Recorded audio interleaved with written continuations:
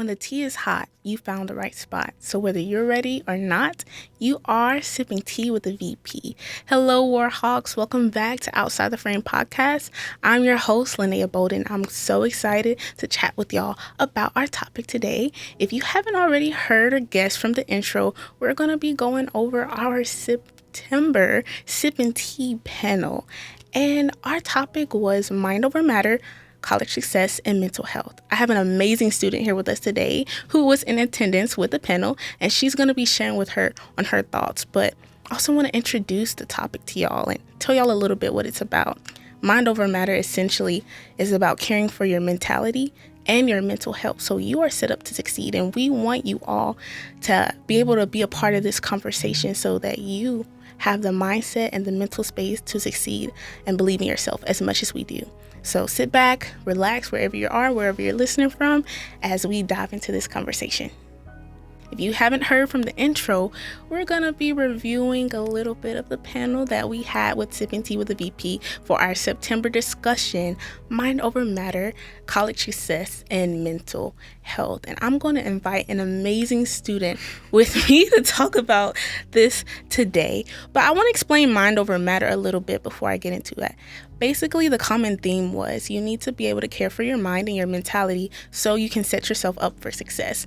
And so whether you're a student, especially if you're a student, I know that you can relate, and we want you all to be encouraged to have the right mentality and mindset and mental health so that you can believe in yourself to succeed as much as we do.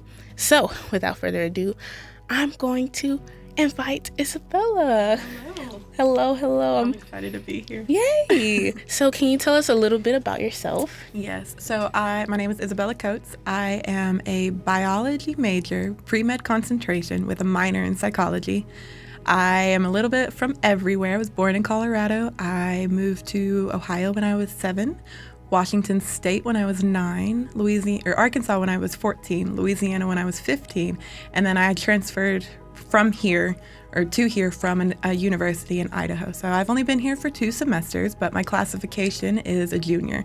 So I still have a long way to go before I graduate, but I'm so excited to get started here.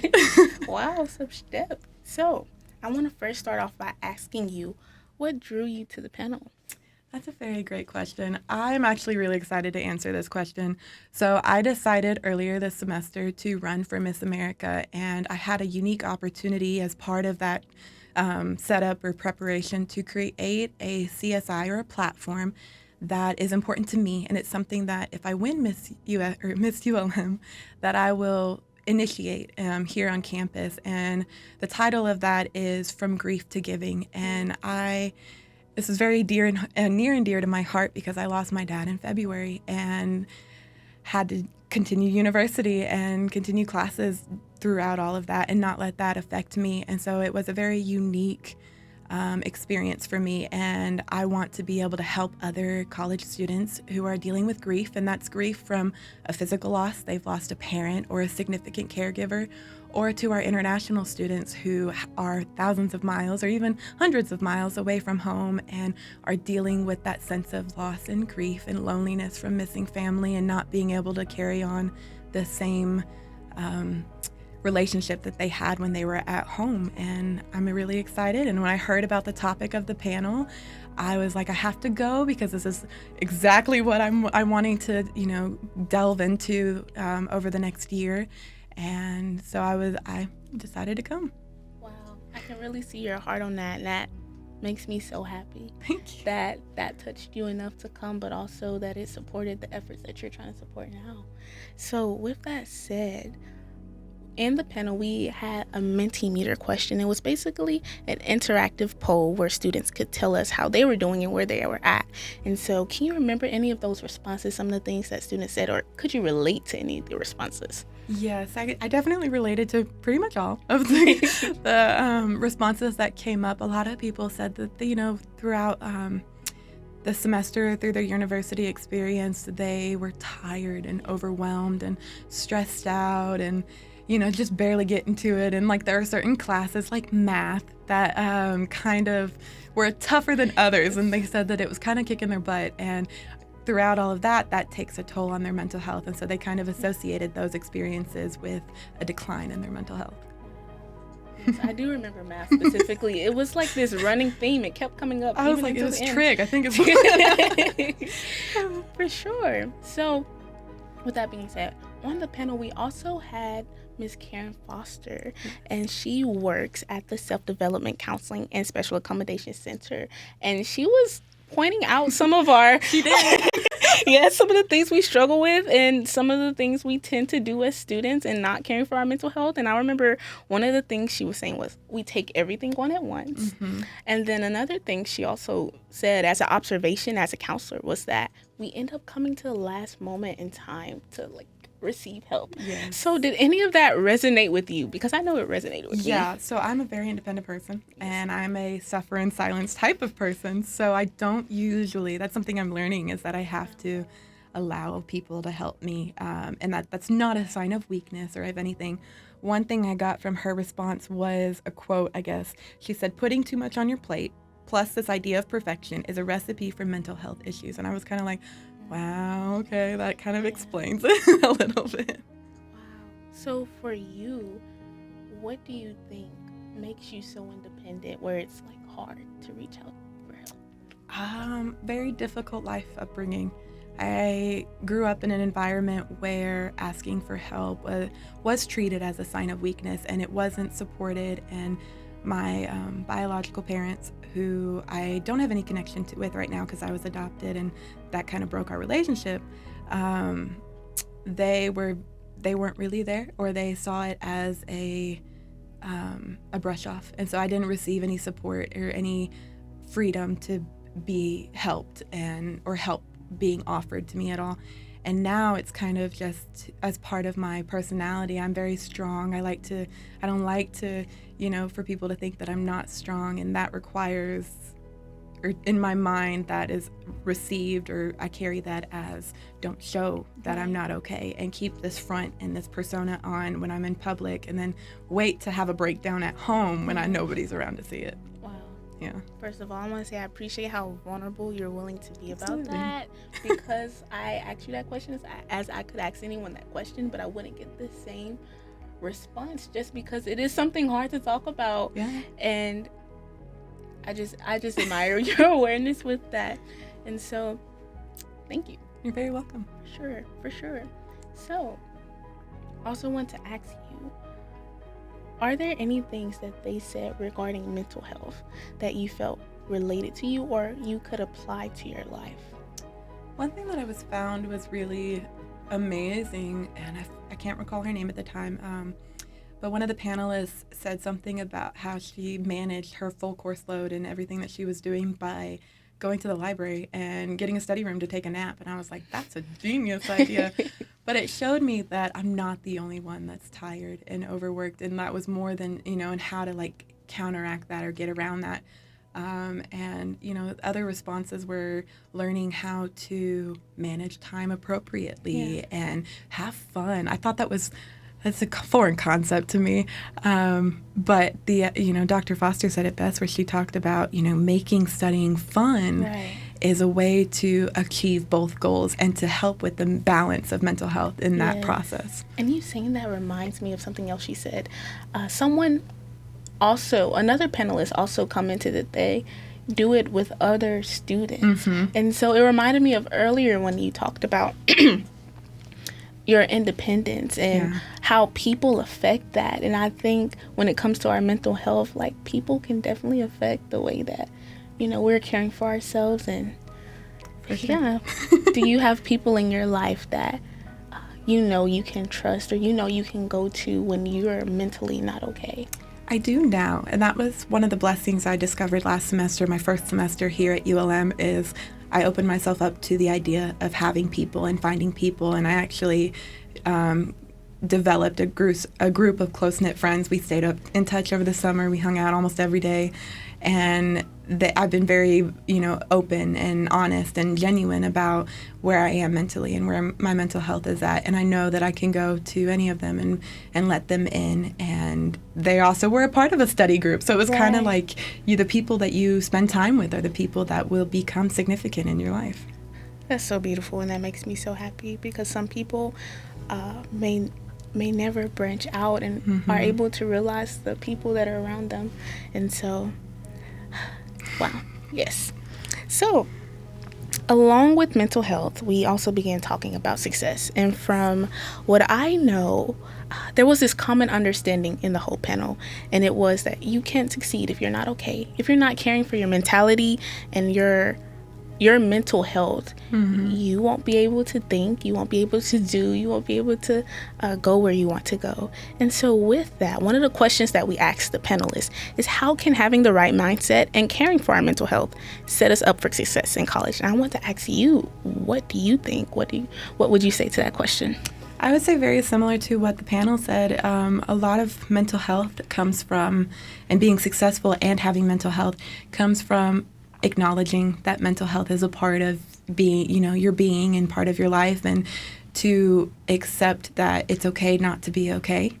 And that doesn't mean that you failed. That doesn't mean that you're in this permanent situation. It just means that life is a balancing act, and some days you're going to be up and some days you're going to be down, and allowing yourself to be up and down, mentally and physically and with school and stuff, just kind of finding that balance in everything. And as you do that, as you accept all parts of yourself, whether it's your mental health or your physical health or whatever, you'll be able to be successful because you found that harmony. Wow. Something you said really just touched me there, and I want to ask, what do you think stops us from believing that it's not okay not to be okay? Like, what is that thing that Social keeps stigmas. us? Wow. That comes the first thing that comes to mind. And I actually had an interesting experience with this over the summer. I got to the point where I was very dependent on my social media for validation, for distraction, for time consumption. And it got to the point where my time on social media was actually decreasing my mental health and making it worse. And I made the decision a couple weeks before the semester start to deactivate or remove all of my social media, and I haven't got any of it back. Like I still don't have social media, and that's kind of been an opportunity for me to step out of the world and away from what society believes that I need to do and be and act to figure out what I think and what I do. And I think that is a huge barrier because we are under all of these stereotypes and assumptions and expectations of the world to be and act a certain way. And that teaches us or shows us or tells us that it's not okay to not be that level, that stereotype, that expectation. And we carry that with us instead of just, seeing it for what it is. I can definitely relate to a lot of what you're saying, especially with social media. And it just kind of reminds me of how different people have different definitions of success. Society can have a definition of success, even on a college campus. And we talked about this in a panel. Different students define success differently. So if you're stuck in comparison, it's going to harm your mental health. And I just want to get your perspective. How do you define success? What is success to you in college? Success in college for me is a little bit of everything. And I found that this semester, in terms of trying to branch out a little bit, because I've always been academically successful, and that's a huge part of your college experience, I believe.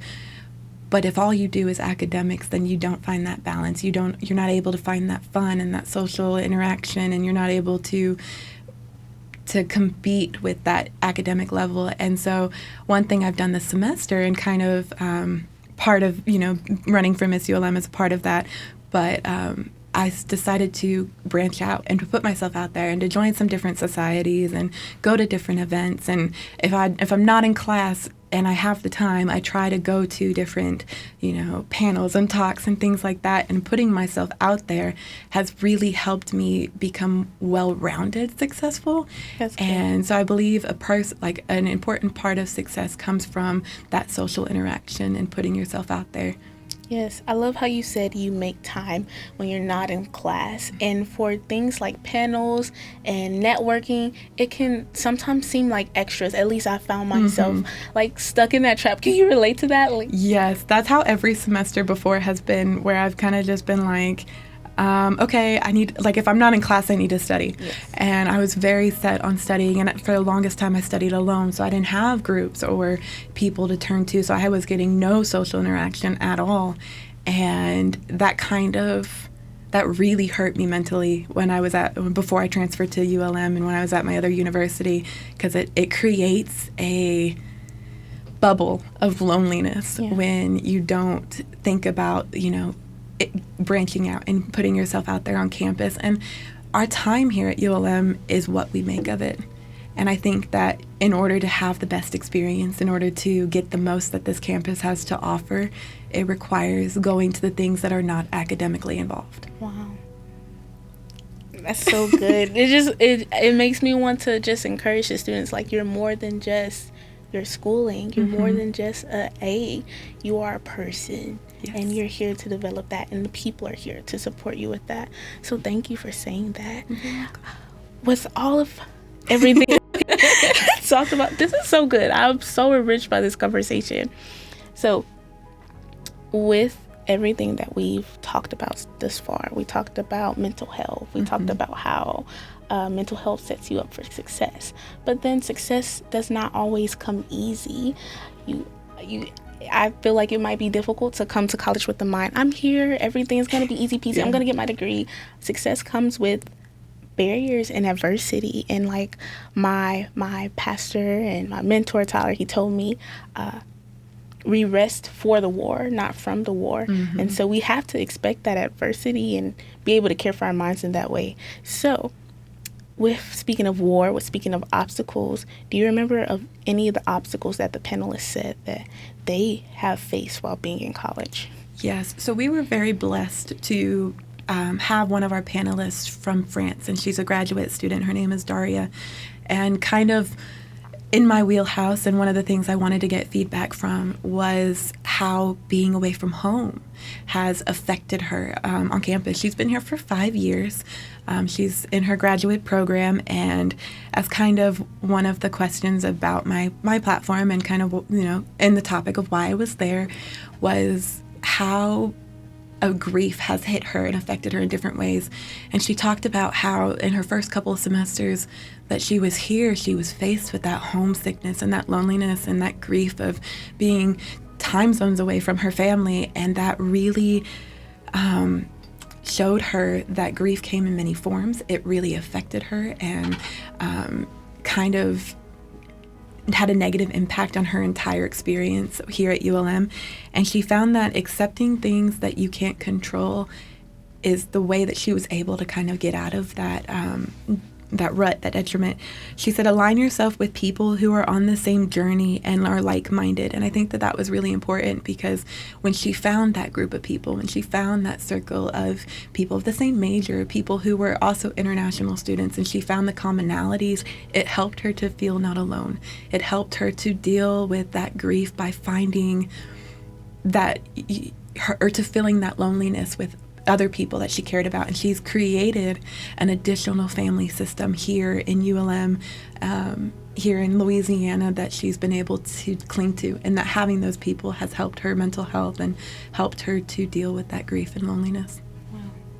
It reminds me of the saying that, like, you're not meant to do life alone, because I've seen that in various aspects of our conversation. And I want to ask you, are there any obstacles that you like to share that you face while being on campus? While being on campus, the biggest one, of course, recently is the loss of my dad. That kind of hit me last semester. I lost him in February, and that last semester was all about survival. To finish my classes, to not let my grades drop in my classes, because I am very much an overachiever in that aspect. I want great grades. And so other barriers come from, I don't live on campus. I live in downtown Monroe, so the transportation, the fact that I'm 15 minutes away from campus, and that creates a physical barrier to campus life. And so if I don't, stay on campus or make the time to be on campus or come back to campus, it's very easy for me for that loneliness to build, especially because all of my friends are also here on campus or live close to campus. And another barrier that I think is massive for me is kind of in that, in the wheelhouse of what we discussed earlier, that independence that I've gained from difficult life experience has also made it so that I don't really want to pay attention to the world around me. So it's very easy for me to put my headphones in, to walk around campus with my head down, looking at the, concrete or the floor, and not to notice the people around me and not to make those connections. And my friends, I joke with them. I was like, we could create a game for all of the people that come up to you and say, hey, and they know you and you know them.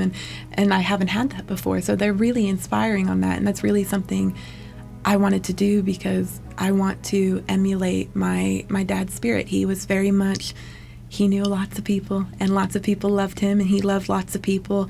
And when, people from random places, from the bank, that was probably the randomest one I remember. People from the bank heard that we had lost him and I'd gone to the bank I think I was pulling rent out, and I went to the bank and they saw my last name and they're like, is he your father? And I was like, he is, he's my dad. And they were like, I'm so sorry for your loss. And I was like, the bank teller. Random people that you don't usually give the time of day to. My dad did, and he knew and he cared. And I want to emulate and embrace that and kind of create that on campus. So that's one of the barriers I'm trying to overcome, is to be more aware of my surroundings, of my time, of my body language, of all these different aspects, to being more open to the campus and campus life. Wow. That's so beautiful. Thank you for being honest and real about sharing your barriers and obstacles. And even with that, I see that you choose to grow beyond that, and being aware. Also, in making time for on-campus events. With those things, is there anything else that you would like to tell the student body as an encouragement or advice from our conversation today with mental health and succeeding in college? Yeah, so a couple things. First is one of my favorite quotes. It is, I don't know who it's from or where it originated, but it says that life is not about what happens to you. It's about what you choose to do with what happens. So while we are all going to face adversity and we're all going to face trials and circumstances that are beyond our control and are things that we're just going to have to overcome, that doesn't have to define you. And it doesn't have to be an excuse or a setback or a barrier to prevent you from succeeding. I heard a quote earlier today in one of the sessions I had gone to for the symposium that's going on that said, failure is not a permanent.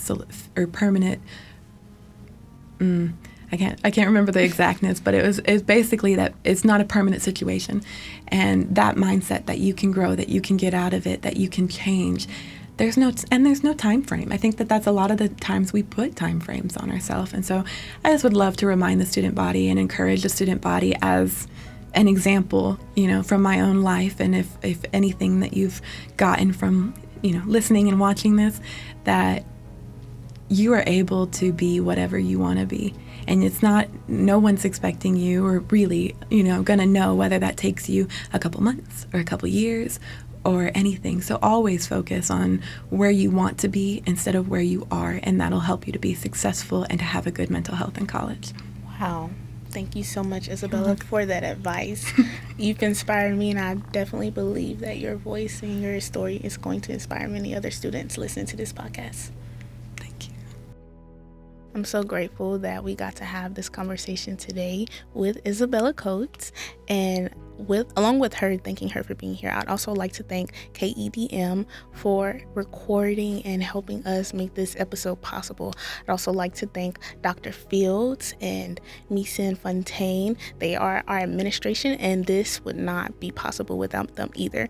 Finally, I'd like to thank our committee, Unayan, Sade, Treasure. They put in a lot of effort to making sure these episodes are what they can be. And so, as concluding thoughts, I'm going to welcome the Dr. Valerie Fields to share her thoughts and everything that she would like to say regarding college success, mental health, and the conversation that we just had. So welcome, Dr. Fields. Thank you for being here. Well, thank you so much. That was a very rich conversation. And a lot of the things that Isabella shared, I can definitely relate to. As she spoke about the loss of her father, I too am embarking up on 1 year without my dad being here. So I can relate to that, and understanding how sometimes we do not take the time to manage ourselves in a better space. Sometimes we find ourselves just moving very swiftly, trying to ensure that others are taken care of and others are well, and we don't know when to stop and recognize that we too need to be well. And so I think that just listening to her today also accentuates the fact that it's very important for us, everyone, not just the students, but the faculty and staff as well, to take a moment and just stop, pause, and recognize the fact that we too need to take those moments and opportunities to ensure that we are okay and managing well. With that, I thought about what she talked about from Ms. Foster, and the fact that the Self-Development and Counseling Center and Self-Development Counseling and Special Accommodation Center is not a place where students should shy away from. I think that it's very important for them to know that it's okay if you are overwhelmed. I met with a student on yesterday, and she's very forensic about studying. I've got to pass this test. I've got to do this. I've got to do that. But she's boxed herself into that situation by herself. And that's one of the things that I shared with her yesterday is grades are very important. Studying is important. But sometimes you have to lean back a little bit and look at what you're doing. It may not require you to study every single day. Sometimes you need to close the book, close your eyes, and reflect upon the information that you just read. And it may not require you to sit there and try to memorize things, every line, every word, to try to be able to be successful on a test. In most cases, you're not going to find every line and every word in your study guide repeated on the exam. It's going to be where you are actually learning the information to be able to apply it. And those are the things that are going to help you to be successful on your exam. So, sometimes I think that students do too much, as you all say. You're doing too much. Just stop and just take a moment and look at your notes, walk away, pick them back up again. I told her, you need to go out, and then come back. And so she was like, no, I've got to study. So she's got this grid of every single hour. That's all she's doing. She's losing her life trying to study and be perfect. No such thing. So you have to find that time to give to yourselves, to make sure that you have moments where you can go out with your friends, be with your family, do things that make you happy, and then return back to studying. But you just have to manage it accordingly. The last thing that I would say is just the fact that at the end of the day, when you look at mental health and just looking across the United States right now, and you think about all of the occurrences that have happened, especially in higher education at colleges and universities, you think about those things that have caused harm. And a lot of those things go all the way back to someone's mental health, especially when it comes down to the loss of a student or someone being injured or harmed. A lot of times it falls back to mental health. And so it's very important that we not get ourselves into that state that we have to feel as though we are in a place where there's no return. And so you have to take that recess. Let's just use that term, recess, and sip some tea while you're doing it. It won't hurt. It won't hurt. Sip some tea. Sip some tea while you're doing that, to be able to have that moment in time to just relax.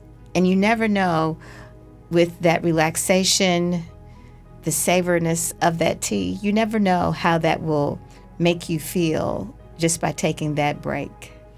The last thing is, every day is different. And so it takes courage to get up and be able to manage through a day. And it takes even more courage for some of us to get out of bed. And so you have to take that time to get that courage and just get up out of bed and be able to manage from where you are. And you don't have to do it alone. There are resources all over the place to do that. The Student Government Association has a mental health task force. So for those students who don't feel that they want to go to the Self-Development Counseling and Special Accommodation Center, you can go to the Student Government Association meeting and have a conversation. Just pull somebody to the side that's a part of that board and have a conversation and ask them, what do I do next? And they should be able to guide you in that right space. So thank you so much, Linnea, for guiding this conversation and having this conversation, and Isabella for sharing and that openness that she provided to us, because those things are all very important for people to hear and understand coming from others' voices. And that's basically what this is all about, is allowing the students to have their voices heard such that we're able to make a difference on our campus. And we appreciate all of the resources that KUDM is providing for us. And we do appreciate Misen for allowing us to baptize him by fire every single day, And to the committee, I just like sitting back and listening to you all plan and develop and look at what you create at the end of all of the periods that you have set together and had these conversations. So I certainly appreciate all of the students. I appreciate all of those of you who choose to listen. And I hope that you continue to listen and continue to support our students here on our campus. Thank you so much. Yes, ma'am. Thank you. Because without you, our voices would not be able to, we would still be heard, but you make an avenue for us to be heard. And thank you for validating our experiences, validating the fact that it is difficult as a student, and creating ways for us to be able to have these resources. And I want to put the ball back into the hands of the students. You've heard Isabella Coates, you've heard Dr. Fields and her final thoughts. What do you need to put down? What do you need to reassess? How do you need to reach out? And the truth is, like Dr. Fields said, you're not doing it alone. So thank you for listening. I'm your host, Linnea Bowden, and Outside the Frame podcast.